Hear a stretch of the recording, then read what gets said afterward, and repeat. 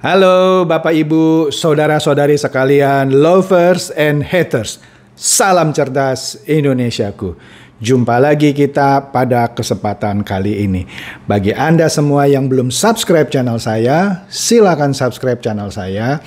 Tekan loncengnya agar Anda dapat notifikasi setiap kali saya mengupload video-video saya. Oke, pada kesempatan kali ini saya akan membahas sebuah berita yang sebenarnya cukup menggemparkan industri digital di Indonesia, yaitu mergernya Gojek dengan Tokopedia. Mengapa saya katakan menghebohkan? Karena begini, sebenarnya sejak tahun lalu, tahun 2020, Grab dan Gojek sebenarnya sudah berkali-kali mengadakan pertemuan untuk melakukan merger di antara mereka berdua. Nah, bahayanya jika sampai Grab dan Gojek waktu itu jadi merger, maka mereka berdua akan memonopoli industri transportasi dan juga pengiriman barang yang selama ini memang sudah dikuasai mereka berdua. Sehingga tidak ada lagi kompetisi di antara mereka. Dan ini menjadi kurang sehat bagi industri transportasi berbasis digital ini. Oke? Nah, sebenarnya tokoh yang ada di belakang ide mergernya Grab dan Gojek adalah Masayoshi Son. Ini dia adalah CEO dari SoftBank. SoftBank ini kan sering saya sebut ya.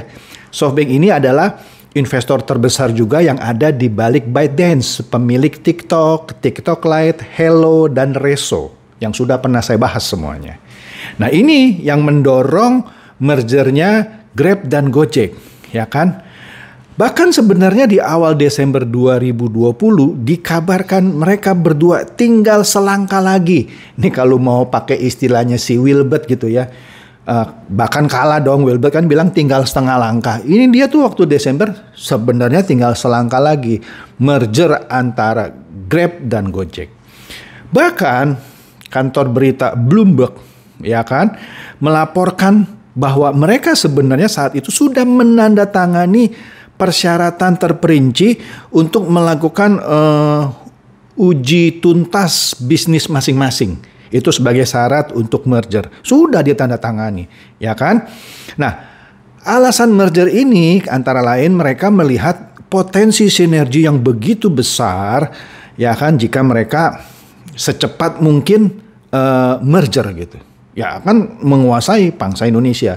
Meskipun mereka juga punya operasional di beberapa negara Asia. Tapi kalau di Indonesia, otomatis mereka jadi menguasai. Karena tidak ada saingan. Uber kan sudah mati di Indonesia. Oke, nah, tetapi sayangnya dan bagi saya untungnya rencana merger kedua raksasa perusahaan transportasi digital ini batal.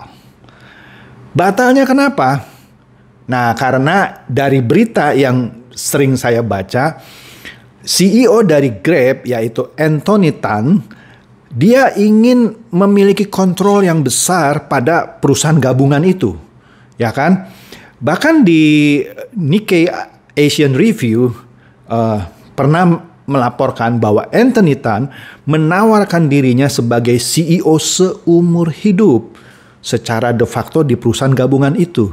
Grab juga katanya mengajukan beberapa syarat untuk melakukan merger yang mana di antara lainnya memberikan Anthony Tan ini hak suara besar di perusahaan gabungan, hak veto atas keputusan dewan direksi, kendali atas penghasilan sendiri, dan lain-lain.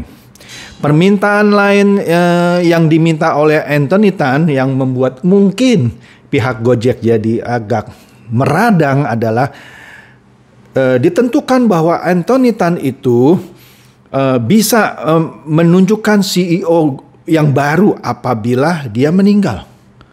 Kira-kira begitu. Nah, karena persyaratan dan kuasa lebih besar ini diminta oleh Grab yang menganggap punya operasional lebih luas di Asia Tenggara dengan kondisi keuangan yang lebih sehat ketimbang Gojek, Maka ya bisa dimaklumi gitu ya permintaan yang agak berlebihan ini. Nah, salah satu sumber yang mengetahui rencana merger ini dikatakan bahwa Gojek sebenarnya cuma minta porsi 40% saham, tapi tetap Grab menganggap 40% saham di perusahaan gabungan itu terlalu besar buat Gojek gitu ya.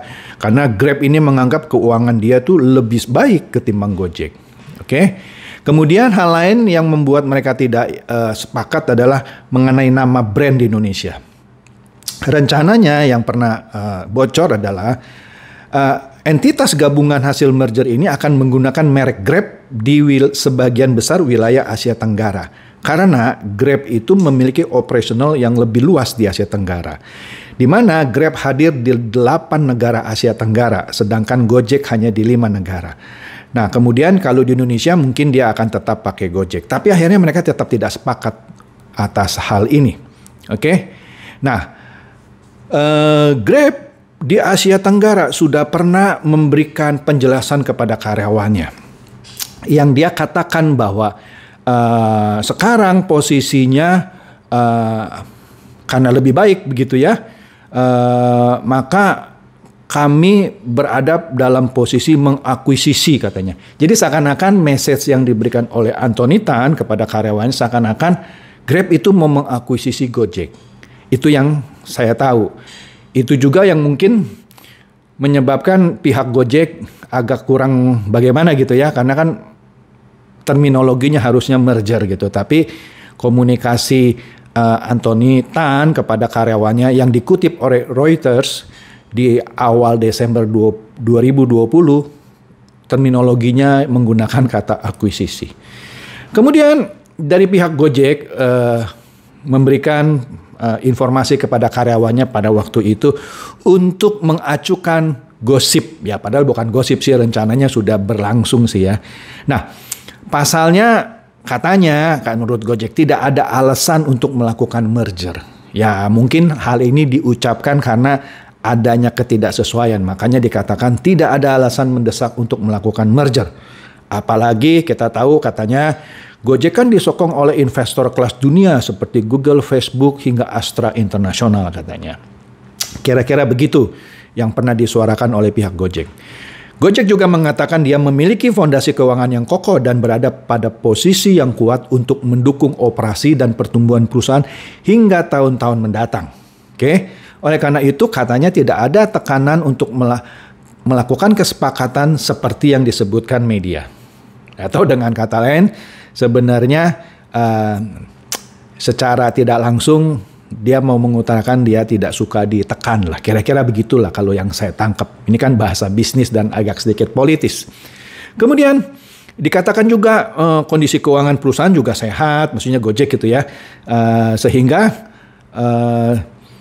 tidak seperti perusahaan lain yang baru mau masuk. Karena kita tahu kan ada beberapa perusahaan kecil gitu ya yang baru mulai masuk ke transportasi berbasis digital ini yang masih tergantung pada strategi bakar-bakar uang.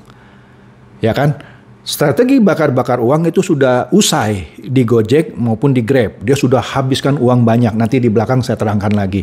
Sedangkan mereka yang baru mau masuk itu ya harus punya nafas yang panjang karena harus bakar-bakar uang seperti yang pernah dilakukan oleh Gojek dan Grab sebelumnya. Nah, menariknya di awal 2021 Gojek dikabarkan sedang dalam pembicaraan terkait kemungkinan melakukan merger dengan Tokopedia. Oke, kabar ini cukup mengejutkan ya kan, karena sebelumnya kan disebutkan mau merger sama Grab, kok bisa lari ke Tokopedia gitu. Oke, nah dalam laporan Bloomberg dikatakan bahwa diskusi di antara Gojek dan Tokopedia dipercepat, ya kan? Setelah pembicaraan antara Gojek dan Grab itu mengalami jalan buntu. Seperti yang saya sudah terangkan di awal. Nah, kabarnya CEO dari Grab tadi yang Anthony Tan menolak tekanan dari Masayoshi Son yang CEO SoftBank Group tadi untuk menyerahkan sebagian kendali dalam entitas gabungan dengan Gojek. Tapi ditolak. Anthony Tan tetap mau menguasai kendali gitu. Sehingga ya buntu, kira-kira begitu. Nah, oleh karena itu kemungkinan juga kalau sampai mereka pun merger, ada kemungkinan adanya halangan dari pihak regulator. Dalam hal ini pernah ada seorang komisioner sekaligus juru bicara KPPU, Komisi Persaingan apalah gitu usaha ya. Pokoknya sebuah singkatannya saya lupa, KPPU, sebuah komisi yang memastikan bahwa tidak ada monopoli, tidak ada persaingan yang tidak sehat dan seterusnya dan seterusnya. Dia menilai apabila merger Gojek dan Grab itu terjadi, kemungkinan akan terjadinya monopoli gitu ya. Sehingga kita sebagai konsumen dirugikan. Bagaimana bisa dirugikannya? Begini, dengan Grab dan Gojek dibiarkan terus bertempur, kan Uber sudah mati ya. Kita menikmati sebagai konsumen ketika mereka berkompetisi, misalnya mereka tetap memberikan diskon dan seterusnya, ya, dan tidak berani menaikkan harga seenaknya. Tetapi kalau mereka merger cuma sendiri penguasa tunggal, bagaimana Anda bayangkan tarif perjalanan dengan Gojek atau Gokar atau Grabcar gitu ya, kan namanya itulah. Dia naikkan seenaknya karena tidak ada saingan. Inilah yang dianggap bisa menjadi monopoli atau persaingan yang tidak sehat karena saingannya hampir-hampir tidak ada. Memang ada 1-2 yang mulai muncul tapi itu akan mati menurut saya. Oke. Nah, karena buntunya rencana merger antara Grab dan Gojek, Masayoshi Son, CEO dari SoftBank tadi, yang dari awalnya juga yang mau membuat Grab dan Gojek ini bersatu, kemudian dia juga yang akhirnya mendorong proses merger antara Gojek dan Tokopedia. Nah, jangan lupa SoftBank tercatat sebagai salah satu investor di Tokopedia sekaligus juga di Gojek. Bahkan juga di Grab. Ya kan? Dan beberapa startup besar lainnya seperti yang sudah pernah saya bahas di ByteDance. Wah, besar ini SoftBank, oke? Nah,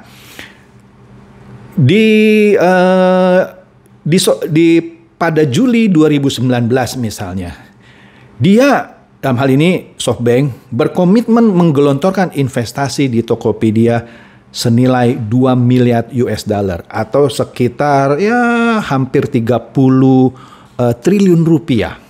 Hampir 30 triliun rupiah kalau kita pakai kurs sekitar 15.000. Oke, hampir 30 triliun rupiah. SoftBank. Oke. Nah, karena baik Gojek dan Tokopedia ini berkiprah di bisnis yang berbeda, ya dong. Gojek berbisnis di transportasi digital, sedangkan Tokopedia adalah e-commerce gitu ya. Maka jalan merger kedua raksasa ini dipastikan akan lebih mulus ketimbang merger antara Grab dan Gojek jika dipaksakan, ya kan? Nah, sekarang ini Gojek tercatat punya lebih dari 2 juta driver di Indonesia, oke? Dan lebih dari 100 juta lebih pengguna aktif bulanan yang menggunakan jasa Gojek. Sedangkan di Tokopedia sudah lebih dari 11 juta UMKM yang bergabung di dalam Tokopedia dan berkontribusi sekitar 2% dari perekonomian nasional. Besar itu. Oke? Nah, pada Senin lalu, baru-baru inilah beberapa hari yang lalu, 17 Mei 2021, Gojek dan Tokopedia secara resmi mengumumkan pembentukan grup baru yang dikasih nama GoTo. Tebakan saya, Go itu dari Gojek, To itu dari Tokopedia. Maka disebut grupnya grup GoTo. Ya, kalau kita mengambil data tahun 2020, ya kita jumlahkan lah gitu ya transaksi Gojek dan Tokopedia. Kan waktu itu 2020 grup GoTo belum terbentuk. Maka total kedua ini, raksasa ini memiliki nilai transaksi bruto lebih dari 22 miliar US dollar. Atau kalau dirupiahkan dengan kurs 14.500 itu sekitar 319 triliun rupiah. Gila lu. Ini semua tercipta dari total 1,8 miliar transaksi selama tahun 2020. Nah, luar biasa ini. Nah, langkah selanjutnya apa ini dari merger Gojek dan Tokopedia? Adalah menawarkan sahamnya ke publik melalui satu proses yang namanya IPO. initial public offering. Nah, nanti di belakang saya terangkan lagi. Sekarang ini valuasi Gotoh ini ketika mereka bergabung total sekitar 18 miliar dolar Amerika Serikat, atau kalau dirupiahkan dengan kurs 14.500 itu 261 triliun rupiah. Valuasinya atau nilai dari kedua perusahaan ini jika bergabung. Nah, emiten di Bursa Efek Indonesia yang memiliki kapitalisasi pasar yang kurang lebih sama dengan grup Gotoh ini adalah Unilever Indonesia, yang besarnya adalah 214,5 triliun, lebih kecil dari Gotoh. Ya, mendekati lah ya. Yang kedua adalah Astra International, 211 triliun rupiah. Jadi ini adalah salah satu raksasa nanti di Bursa Efek Indonesia. Dia akan masuk di kelompok top 10 nanti ini, Gotoh. Oke. Nah, untuk membesarkan Gojek dan Tokopedia, selama ini kita tahu kan yang istilah bakar-bakar uang, ya kan?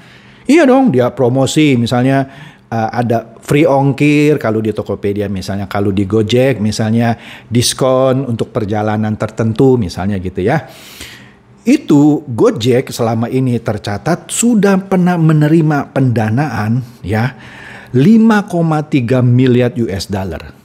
Atau kalau dengan kurs konversi 14.500 itu sudah menerima pendanaan 76,85 triliun rupiah dari 12 kali perputaran dana.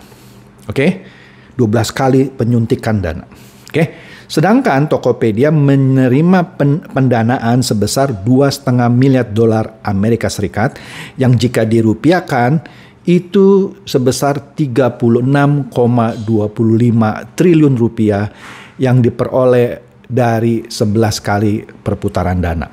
Oke.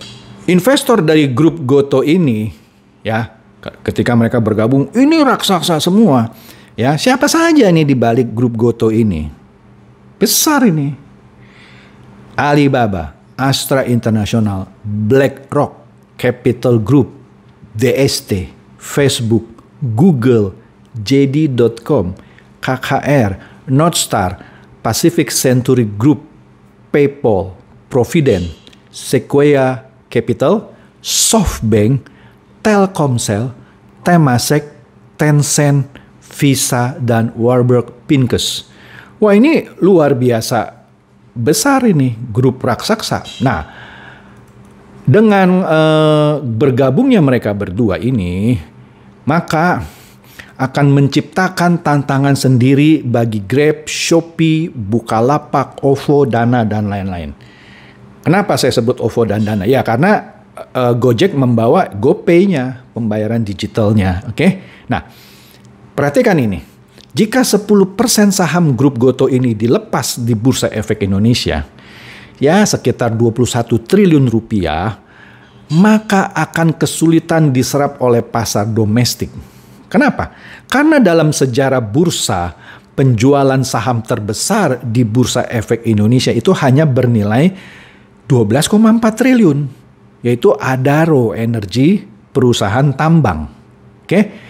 Yang kedua adalah Indofood yang 6,2 triliun. Jadi kalau saham Gotoh yang cuma 10% dilepas itu 21 triliun akan kesulitan diserap semuanya oleh pangsa pasar domestik. Oleh karena itu kemungkinan Gotoh akan melakukan dual listing, yaitu di Indonesia melalui Bursa Efek Indonesia, dan satu lagi kemungkinan terbesarnya di Nasdaq di Amerika Serikat. Karena hanya dengan demikian saja semua saham yang akan ditawarkan bisa diserap oleh pangsa pasar. Oke. Gojek yang tergolong dekakon. Dekakon itu di atas unicorn ya. Disebut dekakon karena valuasi atau nilai perusahaannya sudah di atas 10 miliar dolar Amerika Serikat. Sedangkan Tokopedia masih unicorn karena valuasinya masih di bawah 10 miliar dolar Amerika Serikat. Nah, merger kedua raksasa ini di industri digital diyakini dapat meningkatkan pamor industri digital Indonesia beserta para tenaga kerja yang berkecimpung di dalamnya. Gengsinya naik dong, Industri digital Indonesia juga gengsinya naik dengan mergernya kedua raksasa ini. Nah, jadi bagi Anda yang suka berinvestasi di saham, ya kan? kan saya sudah terangkan kan mengenai menabung saham. Anda bisa lihat video saya di sini mengenai menabung saham. Maka saham Gotoh ini akan menjadi saham yang seksi ketika nanti diluncurkan pertama kali saat IPO, Initial Public Offering. Dan saya menduga pada proses IPO, saham Gotoh ini akan oversubscribe. Atau dengan kata lain dalam bahasa sehari-hari akan diserbu besar-besaran oleh pangsa pasar Indonesia. Oke, jadi ini adalah kesempatan yang baik jika Anda suka berinvestasi di saham karena ada perusahaan yang fondasinya cukup bagus gitu ya. Bahkan tadi mengalahkan pendanaan yang didapat dari Adaro maupun Indofood. Oke, yang mana valuasi pasarnya atau valuasi perusahaannya lebih besar dari Unilever Indonesia maupun dari Astra International. Jadi ini akan menjadi salah satu saham blue chip nantinya. Oke, jadi demikian saja bahasan saya mengenai mergernya Gojek dan Tokopedia membentuk grup Gotoh. Semoga ini dapat mencerahkan dan silakan share kepada teman-teman atau kerabat Anda yang juga Anda pikir juga boleh tercerahkan oleh konten saya ini. Seperti biasa, terima kasih.